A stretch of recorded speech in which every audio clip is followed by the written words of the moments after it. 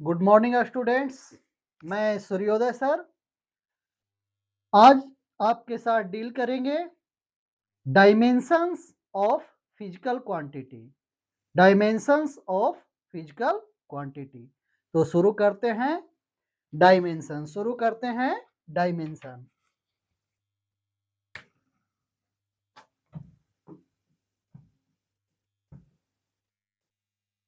Dimensions of physical quantity.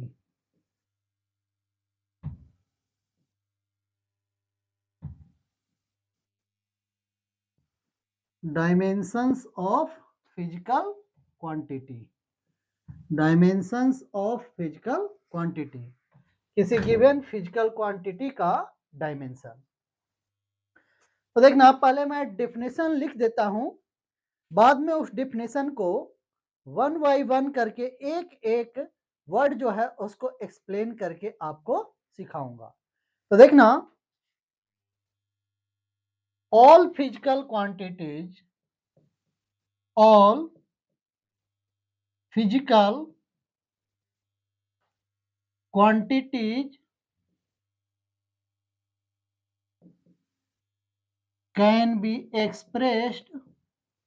can be expressed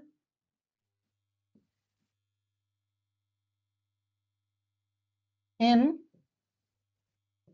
terms of different exponents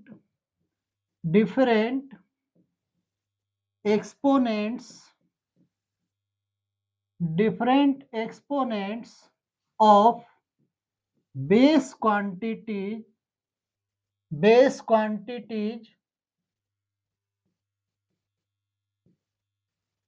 different exponent of base quantities multiplied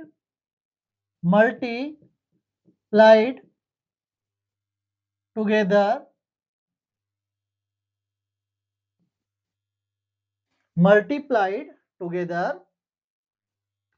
the exponents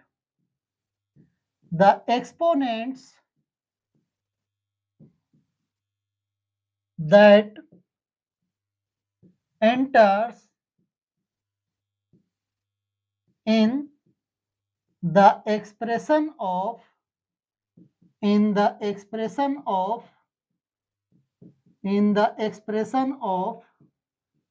physical quantity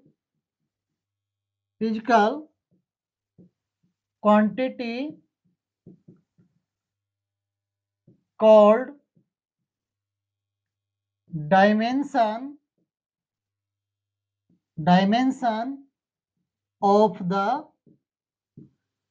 physical quantity in that base देखना, दुनिया की कोई भी physical quantity जो है, all physical quantity can be expressed in terms of different exponents of base quantities multiplied together. दुनिया की कोई भी फिजिकल क्वांटिटी, मान लेता हूं कि एक फिजिकल क्वांटिटी क्यू है, वो डिफरेंट बेस क्वांटिटीज के different base quantities, 9 base quantities हैं। आप जानते हैं कि 7 फंडामेंटल हैं और 2 सप्लीमेंट्री फंडामेंटल, ये 9 के 9 बेस क्वांटिटी कहलाते हैं। तो मान लेता हूं पहला बेस क्वांटिटी है ए, दूसरी बेस क्वांटिटी है बी, तीसरी सी, डी, ऐसे कई बेस क्वांटिटीज हैं। तो उनके डिफरेंट एक्सपोनेंट्स, मान लेता हूं कि ए का एक्सपोनेंट बी, ए का एक्सपोनेंट एक्स, बी का एक्सपोनेंट वाई और सी का एक्सपोनेंट जेड है। इन सबको आपस में मल्टीप्लाई कर देते हैं, मल्टीप्लाई कर देते हैं तो हमें एक फिजिकल क्वांटिटी मिलती है। ये A B C like physical quantity हो सकते हैं, लाइक बेस क्वांटिटी हो सकते हैं, या अनलाइक। इन सबके डिफरेंट एक्सपोनेंट्स को आपस में मिलाने से दुनिया की सारी फिजिकल क्वांटिटीज बनाई जा सकती है। तो अब डायमेंशन क्या होता है? इस फिजिकल क्वांटिटी का डायमेंशन हमें पता करना है। तो क्या कहता है? The exponents that enters in the expression, इस एक्सप्रेशन में बेस क्वांटिटी का, ए का, बी का, सी का, बेस क्वांटिटी का जो एक्सपोनेंट एंटर हुआ है वो इस फिजिकल क्वांटिटी का इस बेस पे डायमेंशन कहलाएगा। कहा जाएगा कि dimension of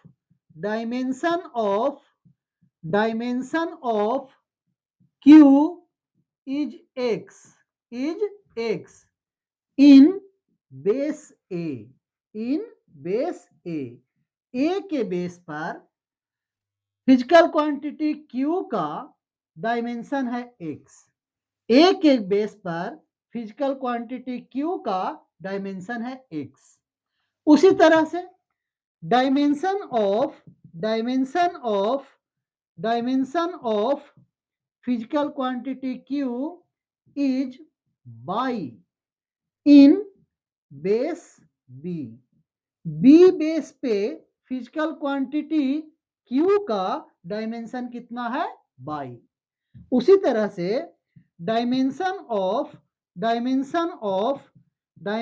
of physical quantity Q is Z in base C. Base C के बेसिस पे फिजिकल क्वांटिटी क्यू का डायमेंशन कितना है? जेड। कितना है? जेड। तो दुनिया की सारी physical quantity fundamental physical quantity के डिफरेंट एक्सपोनेंट्स को आपस में मिलाने से बनती है। अब किसी बेस क्वांटिटी का जितना पावर होता है वो एक्सपोनेंट इस फिजिकल क्वांटिटी का इस फंडामेंटल फिजिकल क्वांटिटी के बेस पर डायमेंशन कहलाता है। मींस क्यू का डायमेंशन ए के बेस पर एक्स है, क्यू का डायमेंशन बी के बेस पर कितना है? बाई, और क्यू का डायमेंशन सी के बेस पर कितना है? जेड। अब मैं एक एग्जांपल लेता हूं। मान लो एग्जांपल में लेता हूं फोर्स। क्या लेता हूं? फोर्स। एग्जांपल में लेता हूं एक फिजिकल क्वांटिटी फोर्स वो फिजिकल क्वांटिटी है जो किसी ऑब्जेक्ट के इक्विलिब्रियम के स्टेट में चेंज ला देता है या लाने का प्रयास करता है। सिंपल भाषा में हम कहें तो हम ये कहेंगे कि फोर्स वो फिजिकल क्वांटिटी है जो किसी ऑब्जेक्ट के रेस्ट या मोशन के स्टेट में चेंज ला देती है या लाने का प्रयास करती है। जैसे ये एक ऑब्जेक्ट है, ये अभी रेस्ट में है, मैंने इस पे फोर्स लगाया थोड़ा सा, तो ये फोर्स जो है इसके रेस्ट के स्टेट को चेंज करने का प्रयास कर रही है, बट एक्चुअल में चेंज कर नहीं रही है। वही फोर्स का अमाउंट बढ़ा देंगे तो इसके रेस्ट के स्टेट को कन्वर्ट कर देगी मोशन के स्टेट में, यानी स्टेट में एक्चुअली चेंज हुआ है। उसी तरह अगर दीवार पे हम फोर्स लगाएं, हाउ हाई फोर्स लगाएं अपने हाथ से, तो प्रयास तो करेगी दीवार के रेस्ट के स्टेट को मोशन में सेट करने का, बट एक्चुअल में कर नहीं पाएगी। क्लियर? लेकिन प्रयास तो कर रही है। तो फोर्स वो फिजिकल काउस है जो किसी ऑब्जेक्ट पे लग के उसके इनिशियल स्टेट में चेंज ला देती है या लाने का प्रयास करती है। तो यहां पे देखना, फोर्स, न्यूटन बाबा ने कहा था कि अगर कोई ऑब्जेक्ट है जिसकी मास m है, जिसकी मास कितनी है? m है, ये ऑब्जेक्ट है, इसकी मास m है। अगर इस ऑब्जेक्ट पे फोर्स F लगाया जाए तो इस ऑब्जेक्ट में जो प्रोड्यूस्ड एक्सेलरेशन होगा a, वो फोर्स के ही डायरेक्शन में होगा, और a की वैल्यू कितनी होगी? F divided by m। और बेस्ट बोले तो force F is equal to mass into acceleration. ये वेक्टर फॉर्म में है। अब स्केलर फॉर्म में लिखेंगे तो F is equal to m into A. अब देखना, फोर्स एक फिजिकल क्वांटिटी है जो मास और एक्सेलरेशन को आपस में मल्टीप्लाई करने पे बनी है। मास तो फंडामेंटल क्वांटिटी है, बट क्या एक्सेलरेशन फंडामेंटल फिजिकल क्वांटिटी है? आप कहेंगे बिल्कुल नहीं। तो हम क्या करते हैं कि यहाँ पे जो फोर्स है, फोर्स जो फिजिकल क्वांटिटी है, इस फोर्स को फंडामेंटल फिजिकल क्वांटिटी के डिफरेंट एक्सपोनेंट्स के टर्म में कन्वर्ट कर देते हैं।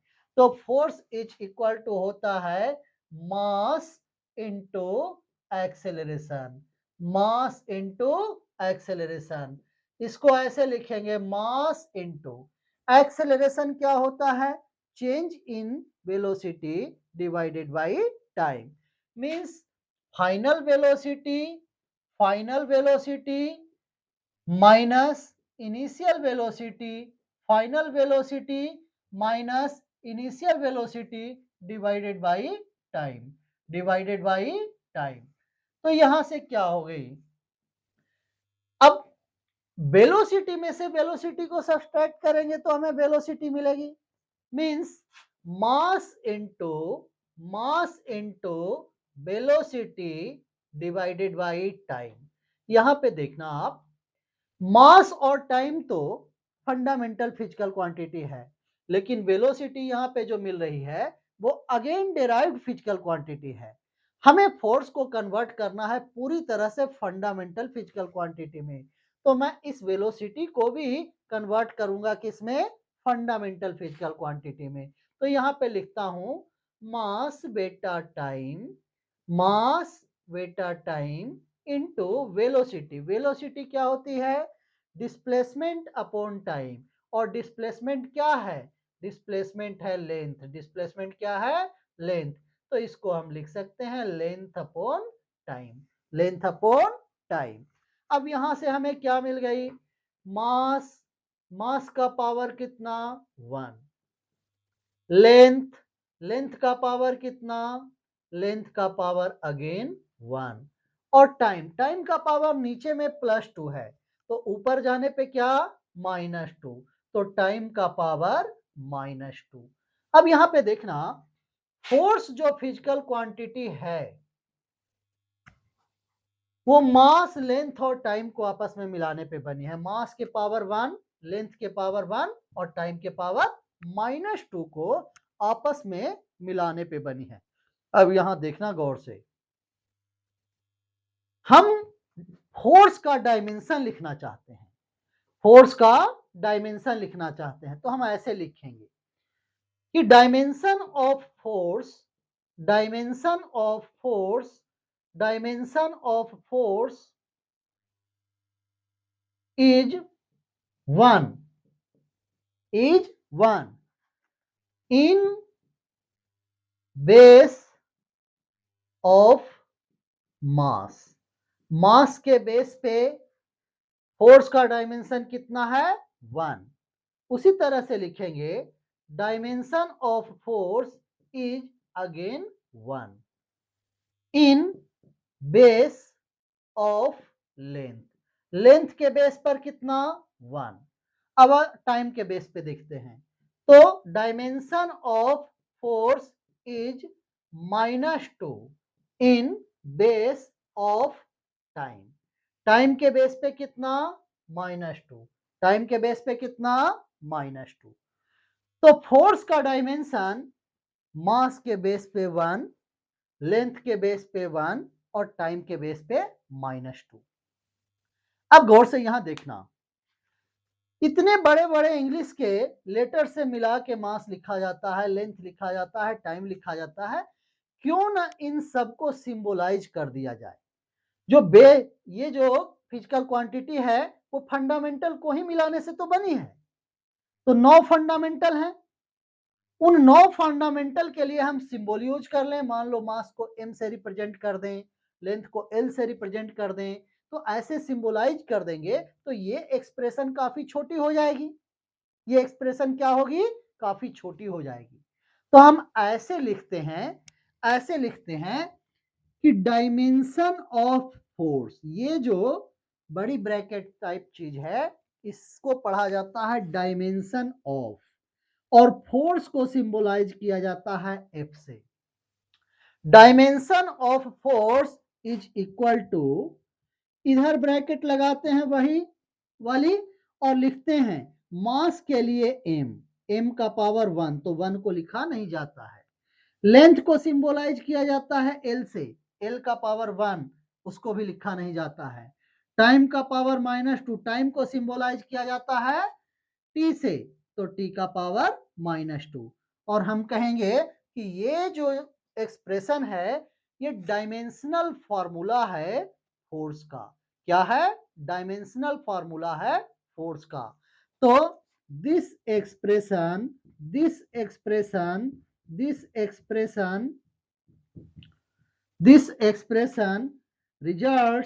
results dimensional formula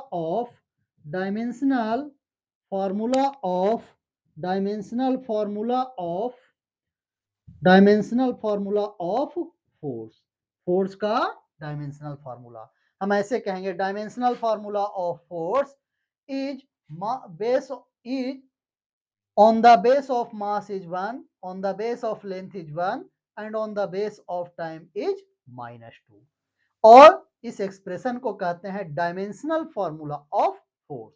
क्या कहते हैं? Dimensional formula of force. तो अब जो 9 फिजिकल क्वांटिटी हैं, बेस क्वांटिटी हैं हमारे पास, मास के लिए तो m सिंबल होगा, लेंथ के लिए l सिंबल होगा और टाइम के लिए t सिंबल होगा। बाकी के लिए क्या होगा? तो हम उन सारे जो 9 फिजिकल क्वांटिटी हैं, बेसिक यानी फंडामेंटल फिजिकल क्वांटिटी, उन 9 फंडामेंटल फिजिकल क्वांटिटी का डायमेंशनल सिंबल हम लिखेंगे, यानी डायमेंशनल फॉर्मूला पहले लिखेंगे, क्योंकि उन्हीं के डायमेंशनल फॉर्मूला के टर्म में बाकी दुनिया के सारे फिजिकल क्वांटिटी का डायमेंशन हम लिखेंगे। तो पहले हम सिंबलाइज करते हैं dimension of base physical quantity. तो देखना, इधर से मैं डिलीट करता हूं।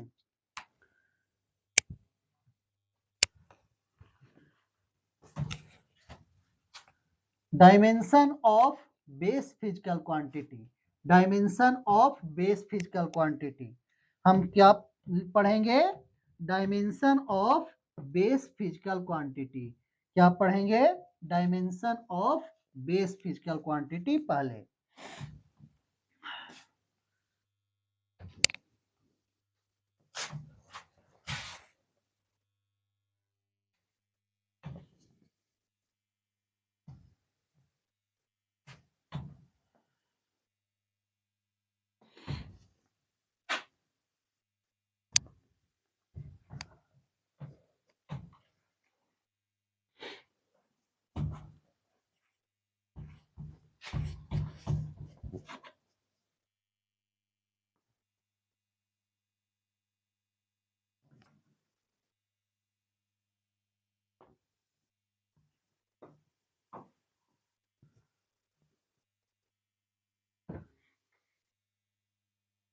देखना, हम लोग पढ़ेंगे dimension of base physical quantity पहले। तो यहां पे मैं फंडामेंटल फिजिकल क्वांटिटी लिख रहा हूं। ये क्या है? Fundamental physical quantity. यहां पे मैं उसका यूनिट लिख रहा हूं और यहां पे मैं डायमेंशन लिख रहा हूं।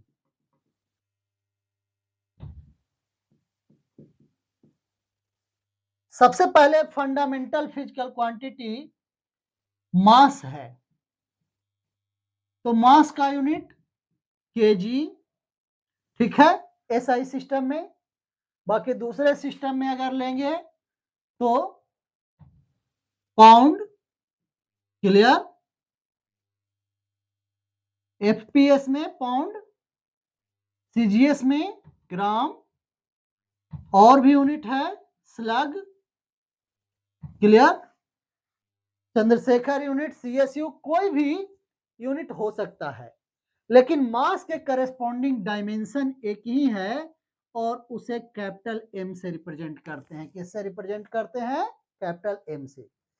उसी तरह से लेंथ, लेंथ का यूनिट कुछ भी हो सकता है, बहुत सारा यूनिट हो सकता है। एसआई यूनिट की बात करें तो लेंथ का यूनिट होता है मीटर, ठीक है। प्रीफिक्स लगा दें तो किलोमीटर, सेंटीमीटर, ठीक है। एस्ट्रोनॉमिकल यूनिट, एक्सरे यूनिट, ऐसे बहुत सारे हो सकते हैं। तो यूनिट कोई भी हो, लेंथ का डायमेंशन जो होता है उसे कैपिटल एल से रिप्रेजेंट किया जाता है। आगे टाइम की बात करता हूं तो टाइम के भी बहुत सारे यूनिट्स हमने पढ़े हैं। सेकेंड, ठीक है, year, month, clear, sec, lunar month, week, centennial, jubilee jubilee, ruby jubilee, ये सब बहुत सारे, ठीक है। सोलर डे, साइडेरियल डे, बहुत सारे। तो यूनिट कुछ भी हो, टाइम का डायमेंशन होता है कैपिटल टी, टाइम का डायमेंशन कैपिटल टी। उसके बाद क्या है, इलेक्ट्रिक करंट, उसके बाद है electric current. Electric current, electric current का भी बहुत सारा यूनिट होता है। एम्पियर, ठीक है, मैं सिंबल ही लिखता हूं, एम्पियर, एबी एम्पियर, ठीक है। ऐसे बहुत सारे हो सकते हैं यूनिट, क्लियर। लेकिन इसका डायमेंशन होता है कैपिटल ए, एम्पियर का डायमेंशन क्या होता है, कैपिटल ए। जो अमेरिकन राइटर के बुक हैं वो कैपिटल ए लिखते हैं, और जो रशियन राइटर के बुक हैं वो आई से रिप्रेजेंट करते हैं, कैपिटल आई से। तो ये ए और आई दो के दोनों क्या है, दोनों के दोनों क्या है, दोनों के दोनों है इलेक्ट्रिक करंट का डायमेंशन। उसके बाद है thermodynamic temperature, thermodynamic temperature, thermodynamic temperature. अब थर्मोडायनेमिक टेम्परेचर है, टेम्परेचर का यूनिट केल्विन होता है, डिग्री सेल्सियस होता है, रूमर होता है, रनकाइन होता है, फारेनहाइट होता है। ये कोई भी यूनिट हो, और भी यूनिट अगर हो, डायमेंशन जब लिखते हैं तो दो डायमेंशन इसके लिए भी है, थीटा भी है डायमेंशन, और कैपिटल के केल्विन भी है डायमेंशन। दो के दोनों डायमेंशन है थर्मोडायनेमिक टेम्परेचर का, थीटा भी और केल्विन भी। आगे चलता हूं, थर्मोडायनेमिक टेम्परेचर। अगला है ल्यूमिनस इंटेंसिटी, ल्यूमिनस इंटेंसिटी,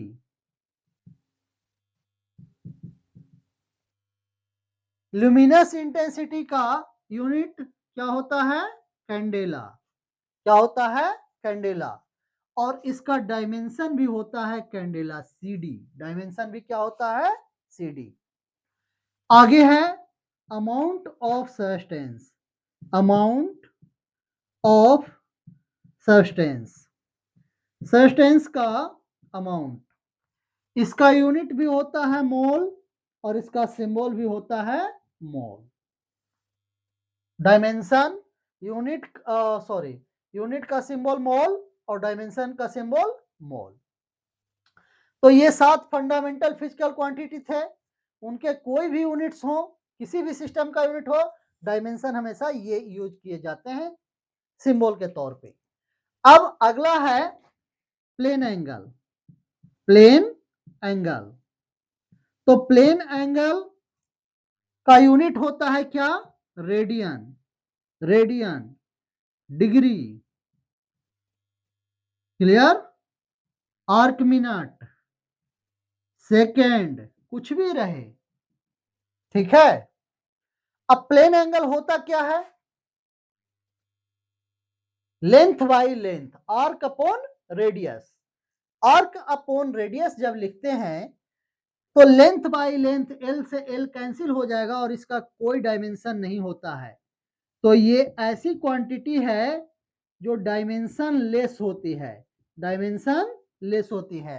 मैं प्लेन एंगल का यूनिट पढ़ा चुका हूं आपको, रेडियन कैसे आता था, ऊपर भी लेंथ आर्क अपॉन रेडियस, तो आर्क भी लेंथ और रेडियस भी लेंथ, एल से एल कट जाएगा और डायमेंशन इसका नहीं होगा, ये डायमेंशन लेस क्वांटिटी होगी। आगे देखना solid angle, solid angle, solid angle का यूनिट अस्टेरेडियन, सॉलिड एंगल का यूनिट अस्टेरेडियन। अब देखना सॉलिड एंगल क्या होती थी, area divided by perpendicular distance का स्क्वायर, तो एरिया का यूनिट भी मीटर स्क्वायर और नीचे में परपेंडिकुलर डिस्टेंस का स्क्वायर, डिस्टेंस भी लेंथ है तो लेंथ का square metre square, metre square से मीटर स्क्वायर कैंसिल, यानी लेंथ का स्क्वायर बाई लेंथ का स्क्वायर कट के क्या, कुछ भी नहीं। तो ये भी डायमेंशन लेस क्वांटिटी होगी, यानी इन दोनों का यूनिट होता है लेकिन डायमेंशन नहीं होता है। तो फिजिकल क्वांटिटी जिनके यूनिट्स हैं उनके डायमेंशन होना जरूरी नहीं है, लेकिन जिसका डायमेंशन होगा उसका यूनिट निश्चित रूप से होगा, जिसका डायमेंशन होगा उसका यूनिट निश्चित रूप से होगा। तो यहाँ पे मैं जो गर्लफ्रेंड बॉयफ्रेंड को गिफ्ट देने के लिए नोट रखे हैं उस नोट में लिख लीजिए, नोट में क्या लिखना है वो सुनना, the physical quantity having dimension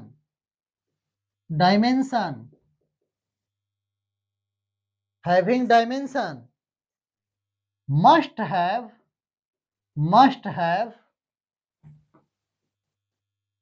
units, must have unit, but its converse is not true, but its converse is not true, converse is not true means जिसका डायमेंशन होगा उसका यूनिट निश्चित रूप से होगा, लेकिन जिसका यूनिट हो उसका डायमेंशन हो ऐसा जरूरी नहीं है, जिसका यूनिट हो उसका डायमेंशन हो ऐसा जरूरी नहीं है। और इस एक्सेप्शन में बहुत सारे आते हैं, ठीक है, दो तो आपको यही दिख गए हैं, ठीक है, आगे चलते हैं। तो इसको डिलीट करता हूं, मिटाता हूं,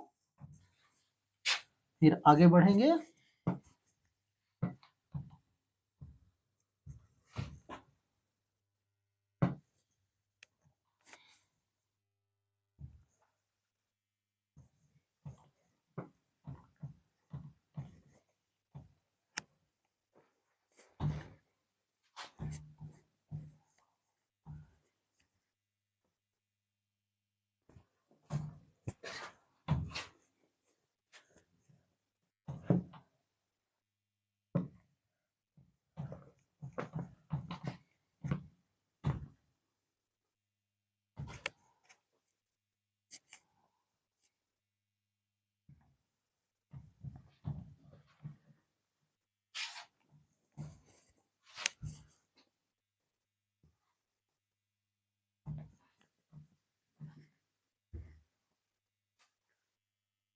अब हम लोग डिफरेंट फिजिकल क्वांटिटीज जो फिजिक्स में पढ़ने हैं वन बाई वन करके उनका डायमेंशन लिखेंगे।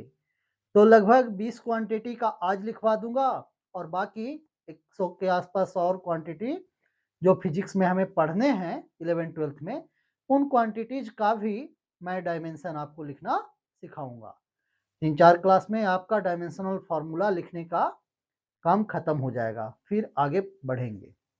तो देखिए वन बाई वन करके हम डायमेंशन ऑफ फिजिकल क्वांटिटी लिखते चलेंगे। सबसे पहला है स्पीड एंड वेलोसिटी, सबसे पहली क्वांटिटी स्पीड है और दूसरी क्वांटिटी वेलोसिटी है। स्पीड एंड वेलोसिटी दोनों को मैं इसलिए साथ साथ लिखा हूं क्योंकि दोनों का डायमेंशन सेम ही आता है। तो दो फिजिकल क्वांटिटीज के जिनके यूनिट सेम होंगे उनके डायमेंशंस भी सेम होंगे, जिनके यूनिट सेम होंगे उनके डायमेंशन भी सेम होंगे, लेकिन इसका उल्टा भी सही नहीं है। देखना, स्पीड और वेलोसिटी, मान लो आत्मा को भूत से मिलना है। यहां आत्मा है और ये भूत है। आत्मा को भूत से मिलना है, पहले आत्मा ऐसी पाथ पे चल के भूत के पास पहुंचती है और दूसरी बार वो सीधे सीधे ऐसे जाती है। क्लियर? या जाती नहीं है, मान लो उसी रास्ते से जाती है, ठीक है। तो ये है एक्चुअल पाथ। ये क्या है? Actual path. ए चल के बी तक जाती है, आत्मा भूत से मिलने जाती है और इसका आत्मा का एक्चुअल पाथ ये है।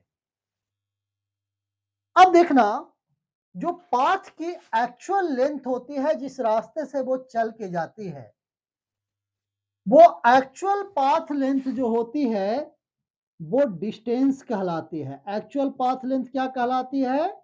डिस्टेंस कहलाती है। मान लो टी टाइम में ए चल के बी तक गई है, तो डिस्टेंस कवर्ड इस पाथ के लेंथ के इक्वल होगी। मैं इस डिस्टेंस को मानता हूं डी। अब आपसे पूछे कि ए का डिस्प्लेसमेंट कितना है टी टाइम में, तो डिस्प्लेसमेंट निकालने के लिए हम इनिशियल पॉइंट को सीधे फाइनल पॉइंट से मिलाते हैं, एक लाइन के थ्रू, स्ट्रेट लाइन के थ्रू, और हम का इस लाइन की लेंथ हम कैलकुलेट करते हैं। इस लाइन की लेंथ कहलाती है डिस्प्लेसमेंट। क्या कहलाती है? डिस्प्लेसमेंट। तो ये जो शॉर्टेस्ट पॉसिबल पाथ लेंथ है, शॉर्टेस्ट पॉसिबल पाथ लेंथ, वो कहलाती है डिस्प्लेसमेंट। वो क्या कहलाती है? डिस्प्लेसमेंट। डिस्टेंस यानी एक्चुअल पाथ लेंथ भी लेंथ है तो इसका यूनिट भी मीटर, और displacement shortest possible path length है तो ये भी लेंथ है, इसका भी यूनिट मीटर। तो यहां देखना, ये डिस्टेंस कवर्ड है और ये डिस्प्लेसमेंट है। कितने देर में? टी टाइम में। कितने देर में? टी टाइम में। तो स्पीड इक्वल्स होता है, स्पीड इक्वल्स होता है distance covered divided by time taken. Distance covered divided by time taken. Distance की वैल्यू डी मीटर और टाइम की वैल्यू टी सेकेंड, तो इसका यूनिट हो गया metre per second. Metre per second. अब हम स्पीड का डायमेंशन लिखना चाहते हैं, तो स्पीड v का डायमेंशन, तो ऐसे लिखते हैं dimension of speed is equal to, यहां देखना ये लेंथ है, डिस्टेंस क्या है? लेंथ। तो लेंथ के बेस पे कितना? 1, और नीचे में टाइम है तो टाइम के बेस पे नीचे में पावर 1 है तो ऊपर जाके -1। तो हम कहेंगे L1 t का पावर -1 है स्पीड का डायमेंशन। लेकिन क्या है तरीका वो सुनना डायमेंशन लिखने का। ये जो ब्रैकेट है राइट साइड में, इस ब्रैकेट के अंदर 3 फिजिकल क्वांटिटी का डायमेंशनल सिंबल होना जरूरी है, मास का, लेंथ का और टाइम का। m, l और t का होना जरूरी है। अब मास तो यहां होना नहीं चाहिए, तो हम क्या करते हैं, मास का पावर 0 रख देते हैं। किसी भी चीज का पावर 0 देने पे वो कितनी हो जाती है? 1। ठीक है, कितनी हो जाती है? 1। 0 को छोड़ के, बेस 0 नहीं होना चाहिए। तो m का पावर 0 देंगे तो ये 1, तो बचा कितना? l t का पावर -1। तो है वही चीज L1 t का पावर -1, लेकिन लिखने का ट्रेडिशन है कि इस राइट साइड वाले ब्रैकेट के अंदर मास का डायमेंशनल सिंबल, लेंथ का डायमेंशनल सिंबल और टाइम के डायमेंशनल सिंबल को प्रेजेंट होना कंपलसरी है। तो हम कहेंगे यह स्पीड का डायमेंशन मास के बेस पे 0 है, लेंथ के बेस पे 1 है और टाइम के बेस पे -1 है। अब डिस्प्लेसमेंट की तरफ चलते हैं। इसको और ऐसे लिख सकते हैं, m0 l t का पावर -1, 1 लिखने की कोई जरूरत नहीं है। अब आगे चलते हैं। वेलोसिटी, कहां चलते हैं? वेलोसिटी इक्वल्स होता है displacement upon time, displacement upon time. Displacement कितना? s metre divided by time कितना? t second. तो ये हो गया s/t metre per second. Displacement भी लेंथ है, ठीक है? तो लेंथ डिवाइडेड बाय टाइम, क्या? Length divided by time. तो वेलोसिटी v का डायमेंशन होगा कितना? लेंथ का पावर 1 और टाइम का पावर -1, अब इस दो को तो हम लिख नहीं सकते ब्रैकेट में, मास को भी यहां इन्वॉल्व करना पड़ेगा, तो मास का पावर 0 देना पड़ेगा। तो देखना हमने क्या सीखा कि स्पीड का भी यूनिट है मीटर पर सेकेंड और वेलोसिटी का भी यूनिट है मीटर पर सेकेंड। स्पीड का भी डायमेंशन है m0 l t का पावर -1 और वेलोसिटी का भी डायमेंशन है m का पावर 0 l t का पावर -1। मींस अगर यूनिट सेम होते हैं तो डायमेंशन भी आपस में क्या होते हैं? सेम होते हैं। तो दो डिफरेंट फिजिकल क्वांटिटी के अगर यूनिट सेम है तो उनके डायमेंशंस भी आपस में क्या होते हैं? सेम होते हैं। तो मैं यहां पे नोट में लिख देता हूं if units of two physical quantities if units of two physical quantities are same then dimensions are also same,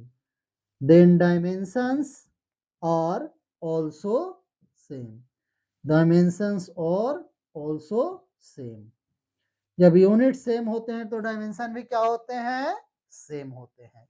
unit same होते हैं तो डायमेंशन भी क्या होते हैं? सेम होते हैं। अब हम लोग आगे चलते हैं एक्सेलरेशन की तरफ। दूसरी फिजिकल क्वांटिटी है एक्सेलरेशन। हम ऐसे कहेंगे कि वेलोसिटी का डायमेंशन मास के बेस पर 0 है, लेंथ के बेस पे 1 है और टाइम के बेस पे -1 है। पूछेगा कि बाकी बेस क्वांटिटी के बेस पे, तो जब बाकी है ही नहीं मतलब उनके बेस पे भी पावर कितना, डायमेंशन कितना? 0 0 0 0। ओके, चलिए आगे अगली फिजिकल क्वांटिटी देखते हैं एक्सेलरेशन। अगली फिजिकल क्वांटिटी क्या है? एक्सेलरेशन। मान लो आप बाइक चला रहे हैं, हुड़हुड़िया चला रहे हैं इस तरह से डुम डुम डुम डुम।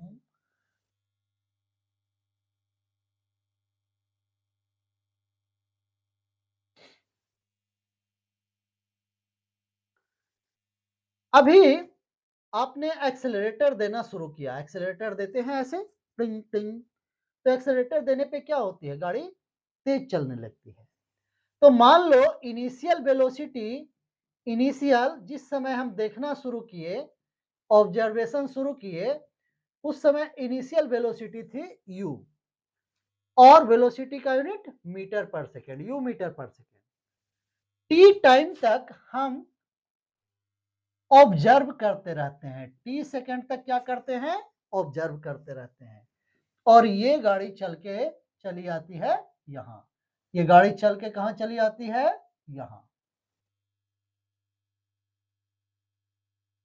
और टी टाइम में टी टाइम में इसकी फाइनल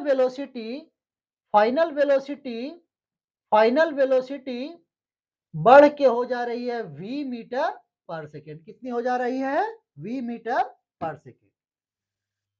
तो हम लोग जानते हैं कि एक्सेलरेशन इज इक्वल टू होता है चेंज इन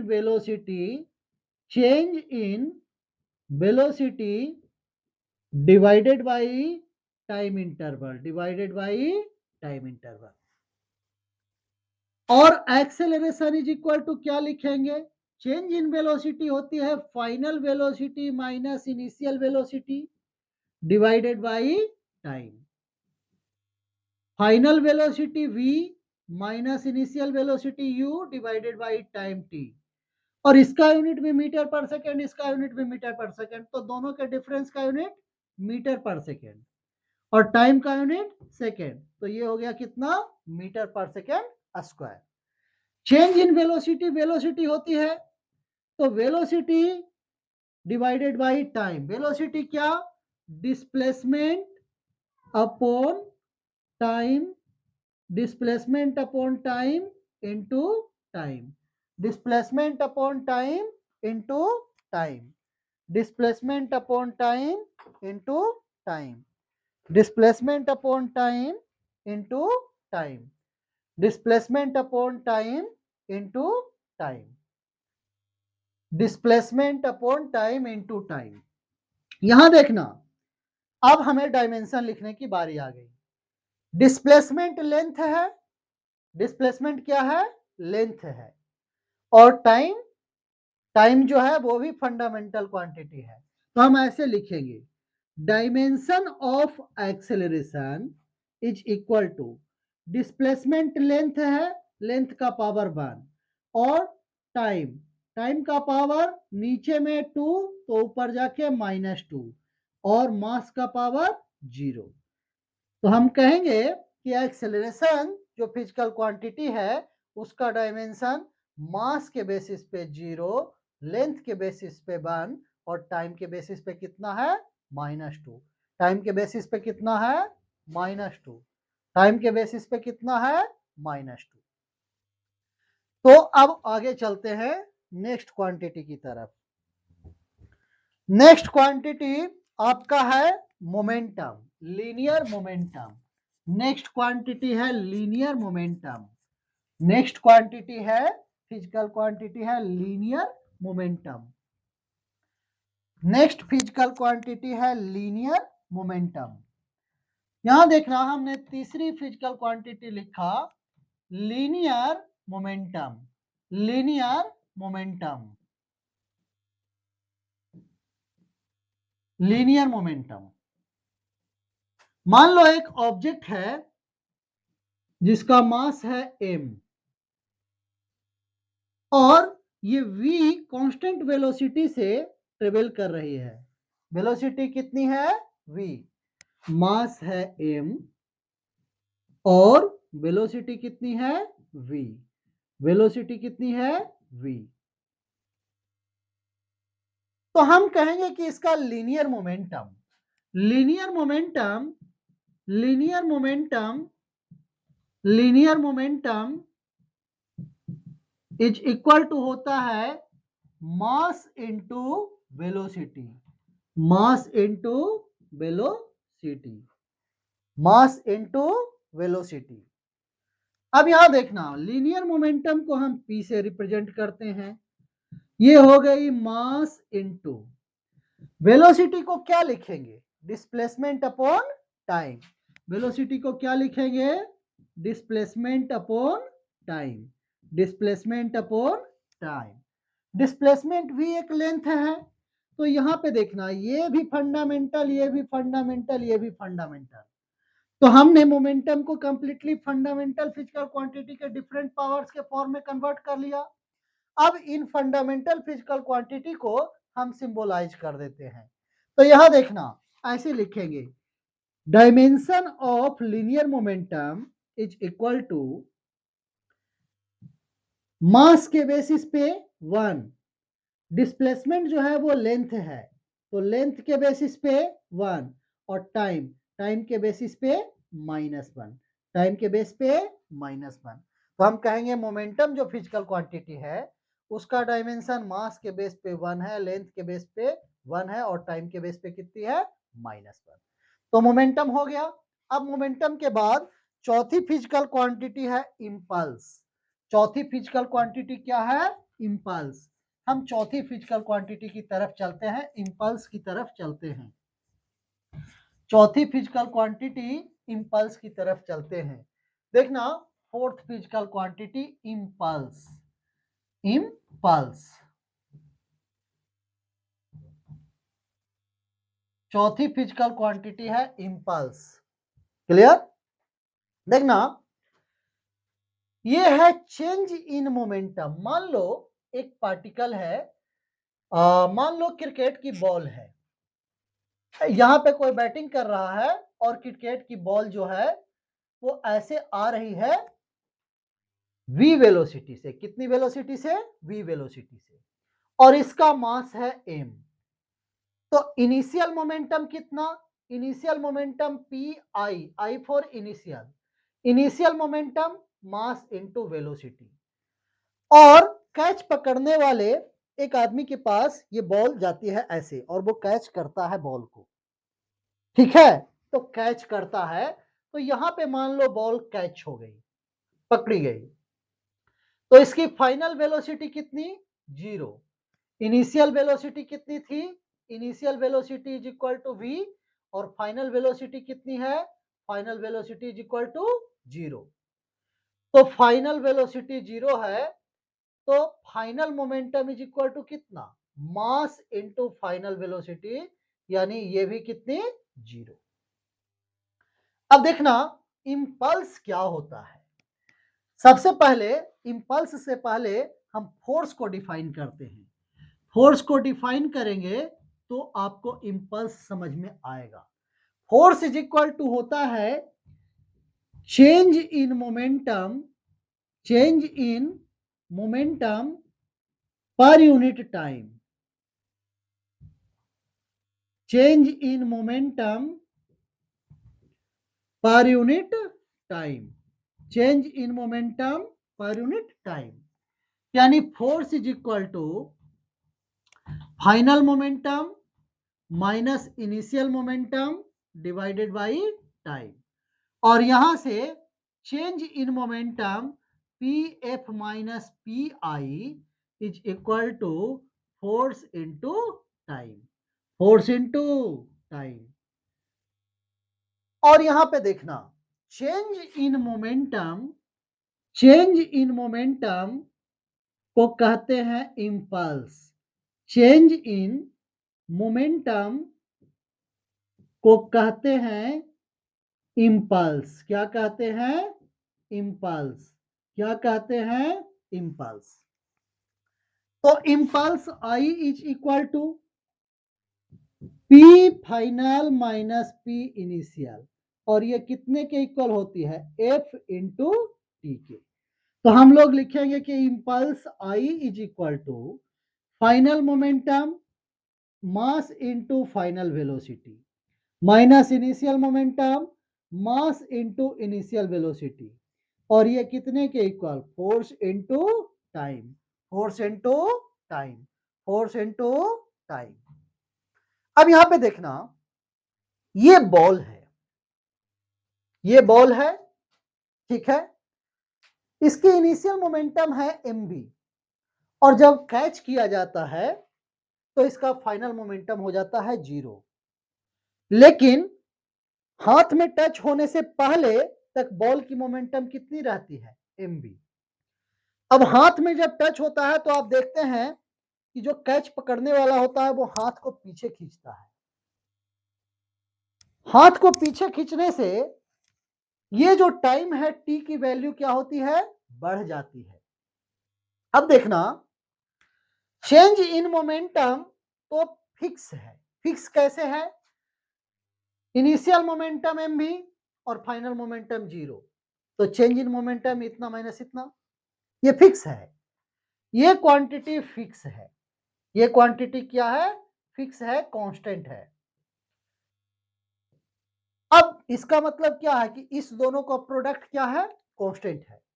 कांस्टेंट है, अगर टाइम को बढ़ाएंगे तो फोर्स घट जाएगा और फोर्स को बढ़ाएंगे तो टाइम घट जाएगी। तो बॉल जब पकड़ता है कैच करने वाला तो हाथ को पीछे खींचता है, बॉल को धीरे धीरे रेस्ट में लाता है, यानी टाइम को बढ़ाता है।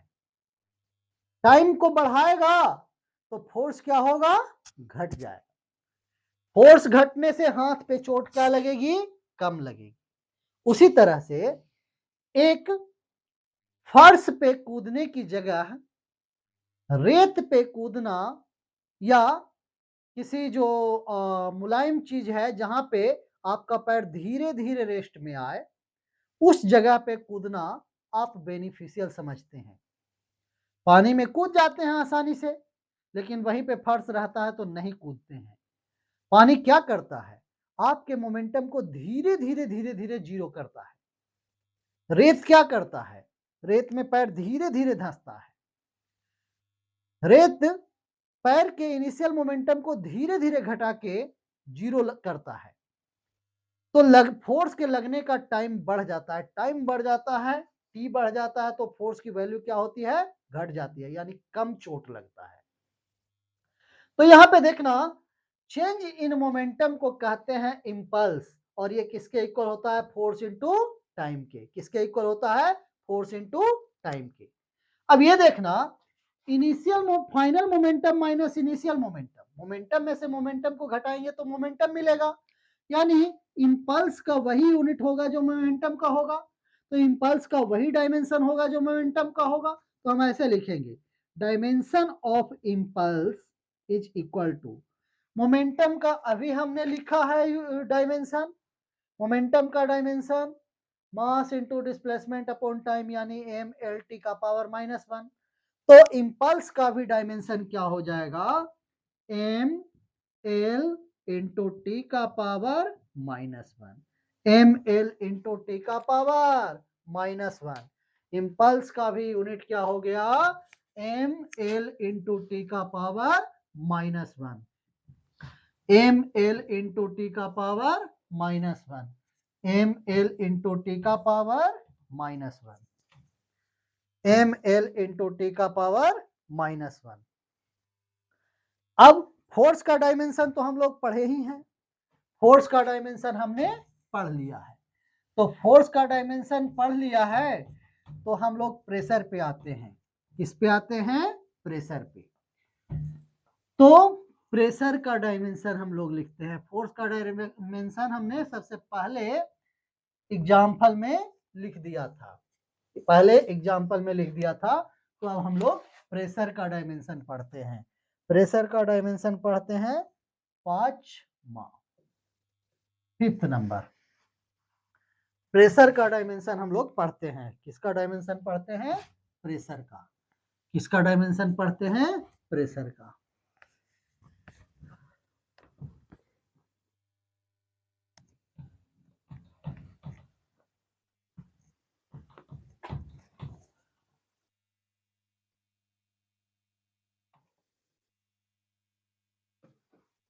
देखना, डायमेंशन किसका पढ़ना है, प्रेशर का।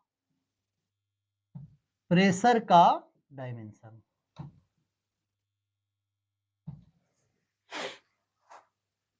प्रेशर इक्वल्स होता है, प्रेशर इक्वल्स होता है परपेंडिकुलर फोर्स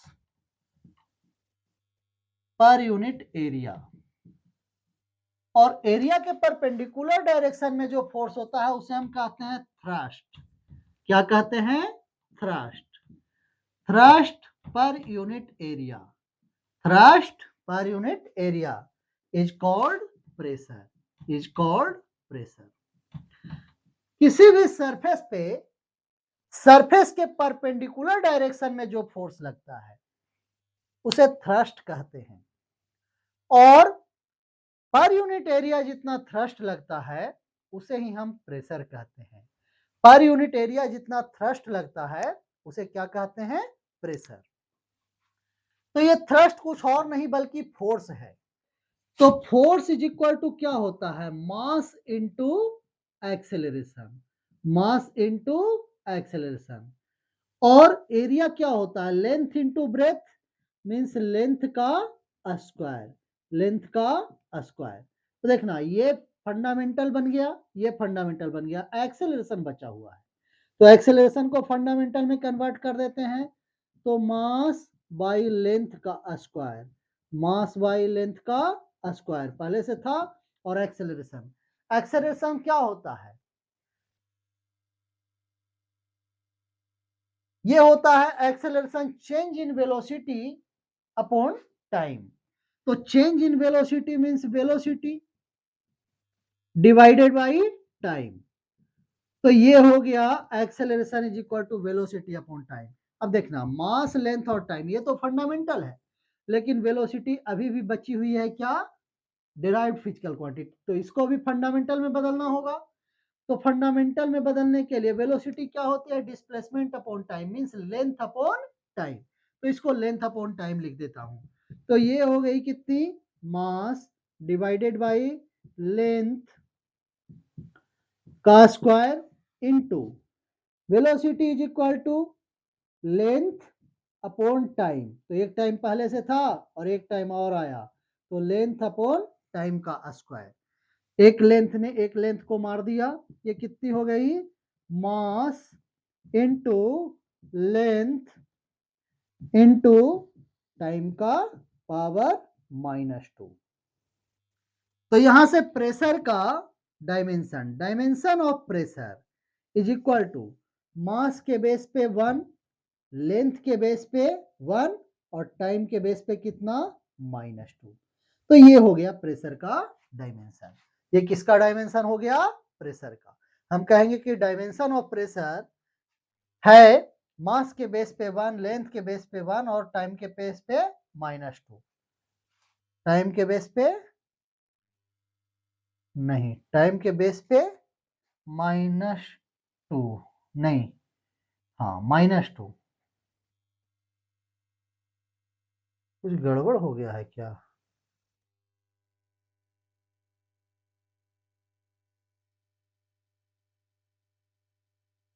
मास कुछ गड़बड़ हो गया है, यहां देखना थ्रस्ट फोर्स है mass into acceleration, area length का स्क्वायर, मास इंटू एक्सेलरेशन को वेलोसिटी अपॉन टाइम, ठीक है, मास अपॉन लेंथ का square into velocity upon time, और वेलोसिटी को लिखे लेंथ अपॉन टाइम, ठीक है। तो टाइम का पावर -2, मास लेंथ का पावर यहां -1 हो जाएगा, ml का पावर -1 और t का पावर -2। ये हो गया प्रेशर का यूनिट। ये किसका यूनिट हो गया, प्रेशर का। अब प्रेशर के बाद हम लोग पढ़ते हैं काइनेटिक एनर्जी। क्या पढ़ते हैं, काइनेटिक एनर्जी। देखना kinetic energy, kinetic energy, kinetic energy एक ऑब्जेक्ट है जिसका मास है m, ये कांस्टेंट वेलोसिटी v से ट्रेवल कर रही है। तो काइनेटिक एनर्जी E के इज इक्वल टू कितना, half into mass into velocity का स्क्वायर। तो यहां से देखना हम लोग क्या लिखेंगे, 1/2 इंटू मास इंटू वेलोसिटी क्या होती है, डिस्प्लेसमेंट अपॉन टाइम, यानी length upon time, length upon time, और इसका क्या, स्क्वायर। तो यहां से half into mass into length का स्क्वायर, तो लेंथ का पावर 2 और टाइम का पावर -2, ऐसे हो जाएगा। अब देखना ये जो नंबर वगैरह होते हैं, ठीक है, नंबर्स और numbers are dimensionless constant, dimensionless constant, सारे कांस्टेंट दुनिया में जो हैं वो डायमेंशनलेस नहीं होते हैं, जैसे प्लैंक कांस्टेंट, ग्रेविटेशनल कांस्टेंट, इन सब का यूनिट होता है, लेकिन ये जो नंबर होते हैं 1/2, 1/3, 4, 5 ऐसे, ये जो नंबर होते हैं काउंटिंग नंबर, इनके डायमेंशन नहीं होते हैं, तो नंबर्स आर डायमेंशनलेस कांस्टेंट, तो इनका कोई डायमेंशन नहीं।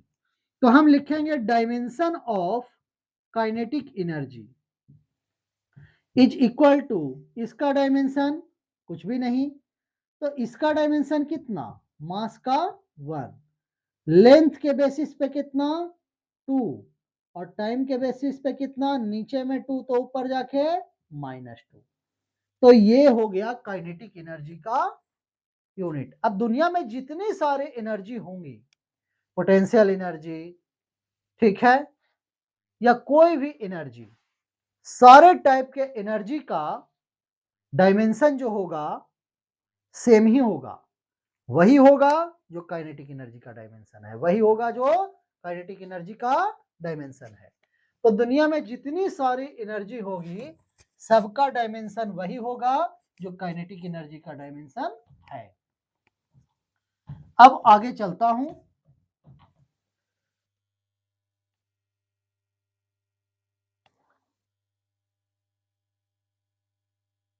अब आगे चलता हूं, पावर।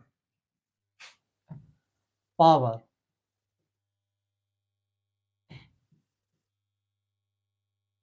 यह है rate of doing work, rate of doing work, काम करने की क्षमता को ऊर्जा कहते हैं, और काम करने की दर को कहते हैं पावर। जो मशीन या इंसान या कोई भी एफर्ट लगाने वाली चीज जितना फास्टली वर्क करती है उसकी पावर उतनी ही ज्यादा होती है। तो पावर होता है वर्क अपॉन टाइम, पावर होता है वर्क डन पर यूनिट टाइम, वर्क डन पर unit time, work upon time, work upon time. और वर्क क्या होता है, force into displacement, force into displacement upon time. अब देखना डिस्प्लेसमेंट और टाइम तो फंडामेंटल में बदल गया, बचा क्या, फोर्स। तो फोर्स को हम लिखेंगे मास into acceleration, mass into acceleration into displacement upon time, ये पहले से था। अब यहाँ पे मास, डिस्प्लेसमेंट और टाइम फंडामेंटल है, लेकिन अभी भी एक्सेलरेशन जो है वो डेराइव्ड है, तो इसको फंडामेंटल में बदल देते हैं। तो मास इनटू एक्सेलरेशन को क्या लिखेंगे, change in velocity means velocity divided by time into यहाँ पे क्या है, डिस्प्लेसमेंट अपॉन टाइम। अब यहां देखना ये चारों तो बदल गया है फंडामेंटल में, लेकिन एक बचा हुआ है वेलोसिटी, तो वेलोसिटी को फर्दर बदलेंगे। वेलोसिटी क्या होती है, डिस्प्लेसमेंट अपॉन टाइम, तो वेलोसिटी को लिख देंगे डिस्प्लेसमेंट अपॉन टाइम। तो ये हो गया मास इनटू, इसको डिस्प्लेसमेंट को लेंथ लिख देता हूं, तो length upon time into time, time का स्क्वायर इनटू डिस्प्लेसमेंट लेंथ है तो length upon time, length upon time.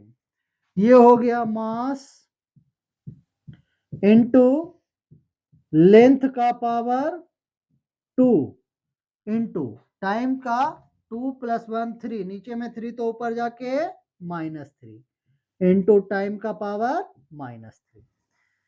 अब हम लोग डायमेंशनल फॉर्मूला लिख देंगे, तो dimensional formula of power is equal to mass के बेसिस पे 1, लेंथ के बेसिस पे 2, टाइम के बेसिस पे -3, टाइम के बेसिस पे -3। ये है पावर का डायमेंशन। अब पावर के बाद हम लोग पढ़ेंगे डेंसिटी। पावर के बाद क्या पढ़ेंगे, डेंसिटी, डेंसिटी। पावर के बाद हम लोग पढ़ेंगे डेंसिटी। तो देखना नेक्स्ट है डेंसिटी। डेंसिटी,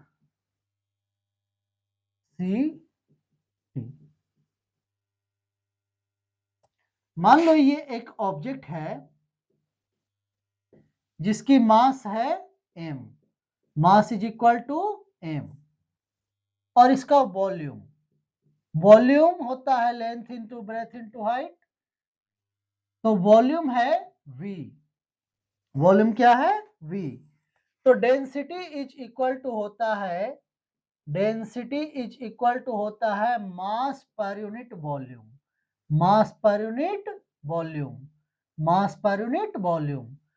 तो डेंसिटी इज इक्वल टू, मास तो फिजिकल क्वांटिटी है लेकिन वॉल्यूम डिराइव्ड क्वांटिटी है, तो मास को एज इट इज रहने दिया और वॉल्यूम को क्या लिखेंगे, length into breadth into height, यानी length into length means length का पावर 3, क्योंकि ब्रेथ और हाइट भी तो लेंथ ही है, तो मास अपॉन लेंथ का पावर 3।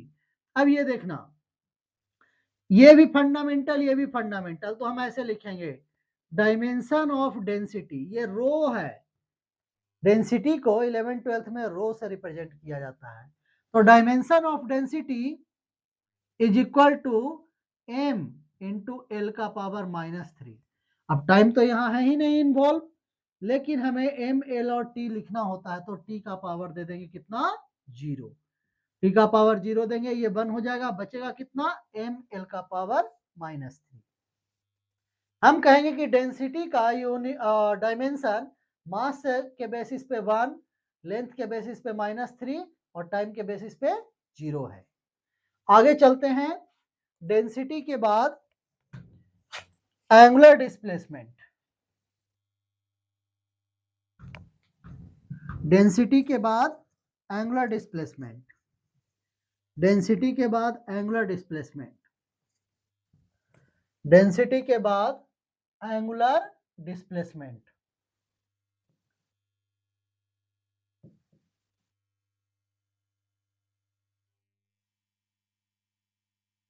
डेंसिटी के बाद एंगुलर डिस्प्लेसमेंट, डेंसिटी के बाद एंगुलर डिस्प्लेसमेंट। देखना, कोई पार्टिकल है जो सर्कुलर पाथ पे रिवॉल्व करती है, यहां से चलना शुरू करती है और टी टाइम में चल के यहां पहुंच जाती है, तो ये रेडियस वेक्टर ऐसे शिफ्ट करेगी और स्वीप करके सेंटर पे एंगल बनाती है थीटा।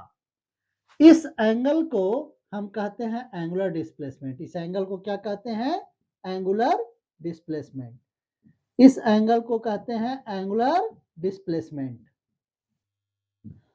देखना, मान लो ये आर्क की लेंथ है l मीटर और रेडियस है r मीटर, रेडियस है r मीटर, रेडियस है r मीटर, तो यहाँ theta plane angle is equal to क्या होता है, plane angle is equal to arc by radius, arc by radius, और इस फॉर्मूले से जो वैल्यू आता है वो किस में आता है, रेडियन में, तो यूनिट हो गया प्लेन एंगल का क्या, रेडियन। लेकिन देखना, प्लेन एंगल थीटा यानी angular displacement theta is equal to arc की लेंथ l मीटर और रेडियस का वैल्यू भी r मीटर, ठीक है, ये भी लेंथ, ये भी लेंथ, मीन्स थीटा जो है वो लेंथ बेटा लेंथ है, लेंथ बेटा लेंथ है, लेंथ से लेंथ कट जाएगा और लेंथ का डायमेंशन बच जाएगा 0। मास और टाइम तो पहले से ही नहीं है, तो हम ऐसे कहेंगे कि dimension of angular displacement is equal to m0 l0 t0, mass के बेस पे भी 0, टाइम के बेस पे भी 0, लेंथ के बेस पे भी 0, तो हम कहेंगे कि angular displacement is a dimensionless physical quantity, dimensionless physical quantity, dimensionless physical quantity. Angular displacement is dimensionless physical quantity. अब हम लोग एंगुलर वेलोसिटी देखेंगे, क्या देखेंगे, एंगुलर वेलोसिटी का डायमेंशन। किसका डायमेंशन देखेंगे? एंगुलर वेलोसिटी का, डायमेंशन ऑफ एंगुलर वेलोसिटी। तो यहां देखना angular velocity, angular velocity, angular velocity को ओमेगा से रिप्रेजेंट करते हैं। ये सब हम थोड़ा थोड़ा पढ़ चुके हैं। देखना, मान लो ये पार्टिकल यहां से यहां चल के आती है, तो एंगुलर डिस्प्लेसमेंट कितना है? एंगुलर डिस्प्लेसमेंट कितना है? Theta radian. और यहां से यहां तक आने में लगा हुआ टाइम है टी। टाइम की वैल्यू कितनी है? Time is equal to T. तो टाइम लग रहा है कितना? T second, T second. तो angular displacement per unit time, यानी एक सेकंड में जितने एंगल से घूम जाती है रेडियस वेक्टर, उसी एंगल को कहते हैं हम एंगुलर वेलोसिटी, यानी angular displacement per unit time. तो angular velocity, angular velocity is equal to होता है angular displacement, angular displacement per unit time, angular displacement per unit time. और angular velocity is equal to angular displacement theta radian upon time T second. यहां देखना आप, theta जो है angular displacement वो dimensionless है, और नीचे में टाइम है, टाइम का पावर 1 है। तो इसका तो कोई डायमेंशन होगा ही नहीं ऊपर वाले का, नीचे वाले का टी का पावर 1 नीचे में, तो ऊपर जाके टी का पावर -1। तो हम लिखेंगे ऐसे, dimension of angular velocity is equal to mass के बेस पे 0, लेंथ के बेस पे 0 और टाइम के बेस पे -1। Dimension of angular velocity is equal to m0 l0 T का पावर -1। अब उसी तरह से एंगुलर एक्सेलरेशन देख लेते हैं। एंगुलर एक्सेलरेशन, एंगुलर एक्सेलरेशन इसको अल्फा से रिप्रेजेंट करते हैं। एंगुलर एक्सेलरेशन को किससे रिप्रेजेंट करते हैं? अल्फा से। देखना, मान लो कोई पार्टिकल है जो ऐसे रिवॉल्व कर रही है सर्कुलर पाथ पे, अभी अभी यहां पे है, इसकी एंगुलर वेलोसिटी है ω1 radian per second. T time तक ये चलते रहती है और इसकी एंगुलर वेलोसिटी बढ़ के हो जाती है ω2 रेडियन पर सेकेंड। क्लियर? तो angular acceleration alpha is equal to होता है final angular velocity minus initial angular velocity divided by time, divided by time. अब ω2 minus ω1, angular velocity minus angular velocity क्या मिलेगी? Angular velocity. क्या मिलेगी? Angular velocity divided by time, divided by time. अब यहां देखना, एंगुलर वेलोसिटी का dimension हमने पहले से लिख लिया है, और नीचे में एक टाइम है, तो ऊपर जाके टाइम का पावर -1 हो जाएगा।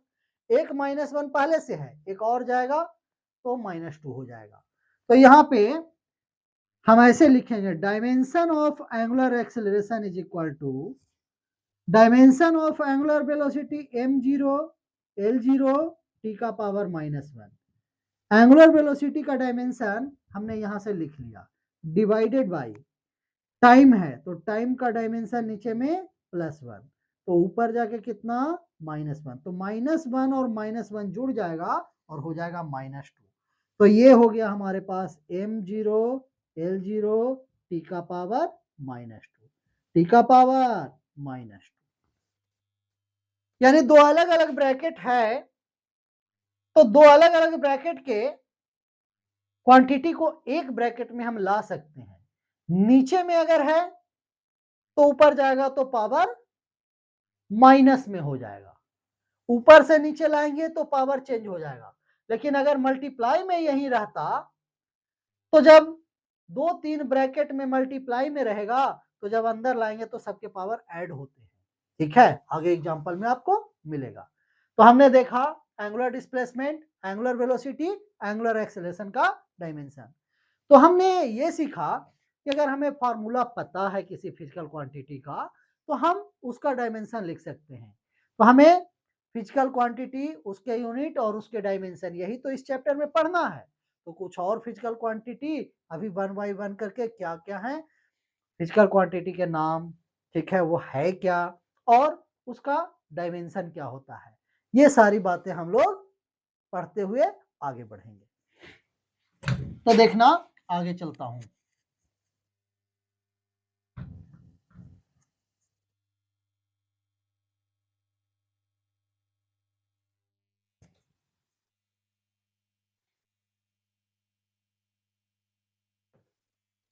अब हम लोग पढ़ेंगे moment of inertia.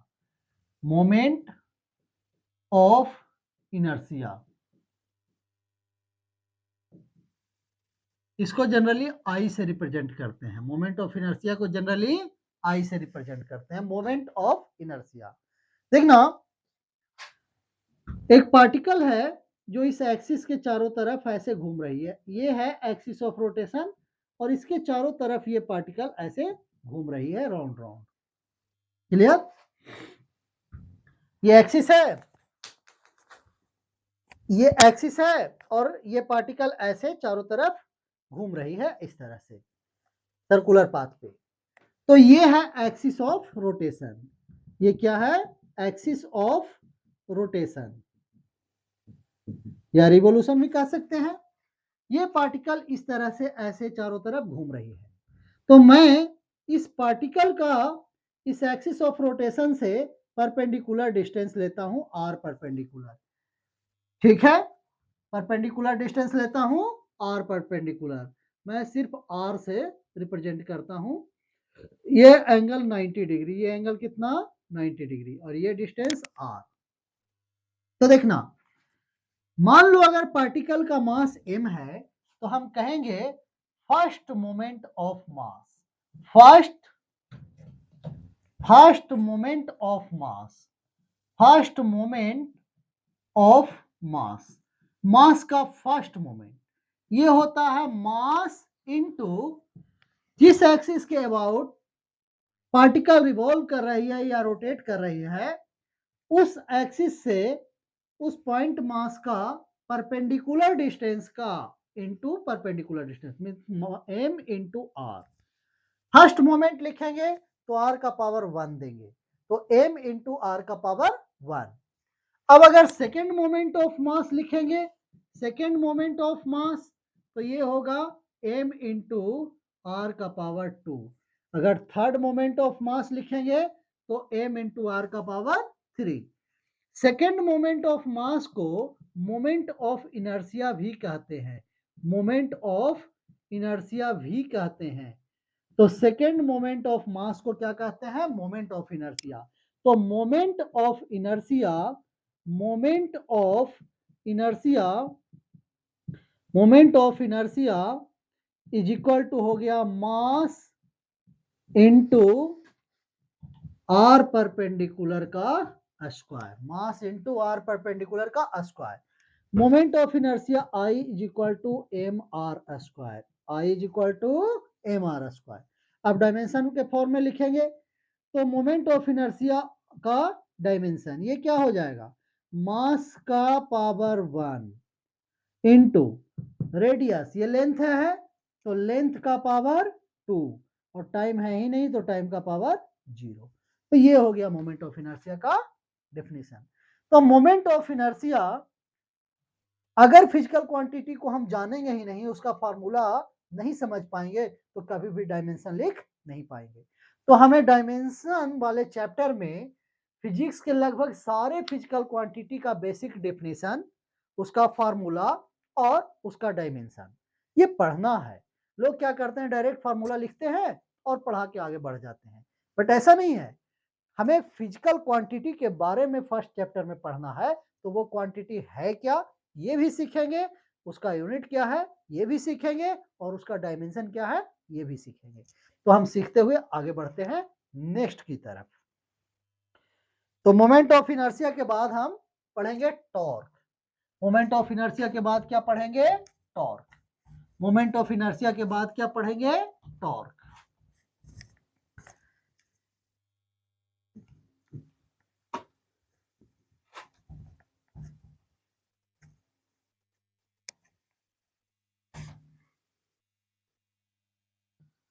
Next physical quantity है टॉर्क।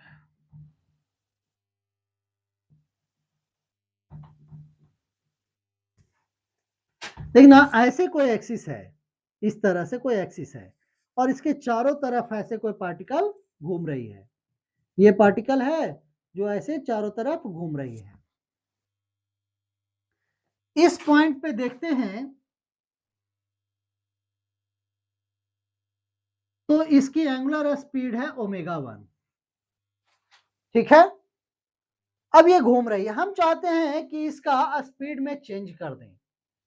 तो जैसे लीनियर स्पीड यानी लीनियर वेलोसिटी में चेंज लाने के लिए हमें फोर्स लगाना पड़ता है, उसी तरह से एंगुलर वेलोसिटी के साथ अगर कोई पार्टिकल ट्रेवल कर रही हो तो एंगुलर वेलोसिटी में चेंज लाने के लिए हमें टॉर्क लगाना पड़ता है। क्या लगाना पड़ता है? टॉर्क। तो अगर इस पार्टिकल को हमें इसके एंगुलर स्पीड को चेंज करना है, मान लो यहां से पार्टिकल चल के यहां आई और यहां से यहां तक आने में टाइम लगा टी और यहां एंगुलर वेलोसिटी बढ़ के कितनी हो जा रही है? ओमेगा। तो यहां ओमेगा 1, यहां ओमेगा 2, टाइम कितनी लगी? टी। ठीक है, टाइम कितनी लगी? टी। तो angular acceleration alpha is equal to क्या होता था? Change in velocity divided by time. Change in velocity divided by time. अब देखना, जैसे लीनियर मोशन में फोर्स इज इक्वल टू होता है mass into acceleration, mass into acceleration, उसी तरह से एंगुलर वेलोसिटी में, एंगुलर मोशन में एंगुलर वेलोसिटी में चेंज लाने वाले को कहते हैं टॉर्क। और टॉर्क इज इक्वल टू होता है moment of inertia into angular acceleration. Moment of inertia into angular acceleration, इसको टॉर्क कहते हैं। क्या कहते हैं? टॉर्क। आई अभी हमने देखा मोमेंट ऑफ इनर्शिया, ये है moment of inertia, moment of inertia, ये है मोमेंट ऑफ इनर्शिया। और अल्फा, अल्फा है एंगुलर एक्सेलरेशन। अल्फा क्या है? Angular acceleration. अल्फा क्या है? Angular acceleration. तो यहां देखना, एंगुलर एक्सेलरेशन हमने देख लिया, मोमेंट ऑफ इनर्शिया हमने देख लिया, तो अब टॉर्क की बारी है। तो टॉर्क टाउ लिखते हैं, टी पढ़ते हैं टाउ। तो torque tau is equal to moment of inertia I into angular acceleration alpha. Moment of inertia I into angular acceleration alpha कितना? Change in angular velocity per unit time. Change in angular velocity per unit time. Change in angular velocity को angular velocity लिखेंगे तो यहाँ torque is equal to हो गया moment of inertia into angular velocity, angular velocity divided by time, divided by time, angular velocity divided by time. यहां देखना, moment of inertia का अभी हमने लिखा है डायमेंशन ml2 t का पावर 0। तो मोमेंट ऑफ इनर्शिया की जगह जब टॉर्क का हम डायमेंशन लिखेंगे तो मोमेंट ऑफ इनर्शिया की जगह लिख देंगे ml का पावर 2 t का पावर 0। अब एंगुलर वेलोसिटी, अभी थोड़ी देर पहले हमने देखा था, angular velocity is equal to angular displacement upon time. Angular displacement का तो कोई यूनिट होता ही नहीं था, ठीक है, सॉरी, एंगुलर डिस्प्लेसमेंट का यूनिट होता था रेडियन पर, डायमेंशन नहीं होता था। तो एंगुलर वेलोसिटी जो है उसका डायमेंशन हमने पढ़ लिया है, वो कितना है? m0 l0 t का पावर -1 और नीचे में टाइम है तो यहाँ पे अगेन t का पावर कितना? -1। अब नीचे वाले को ऊपर ले जाएंगे तो नीचे में जो 1 है पावर, नीचे में जो 1 है पावर वो ऊपर जाके -1 में बदल जाएगा। तो यहां देखना कैलकुलेशन इस तरह से होगा, dimension of torque is equal to mass का पावर 1 प्लस 0 यानी 1, मास का पावर 1, लेंथ का पावर 2 प्लस 0 यानी 2, यहां टाइम का पावर 0 माइनस 1 यानी -1 और नीचे से और जाएगा ऊपर -1, तो टी का पावर -1 और -1 मिलके -2। तो ये हो गया टॉर्क का डायमेंशन। तो इसी तरह से बहुत सारे फिजिकल क्वांटिटीज हैं, वो है क्या फिजिकल क्वांटिटी और उनके डायमेंशन क्या है, हम लोग नेक्स्ट क्लास में पढ़ेंगे। आज का लेक्चर यहीं तक, फिर अगली क्लास में बाकी बचे हुए फिजिकल क्वांटिटी ढेर सारे हैं, उन सब के बारे में पढ़ते चलेंगे और उनका डायमेंशन सीखते हुए आगे बढ़ेंगे। Thank you.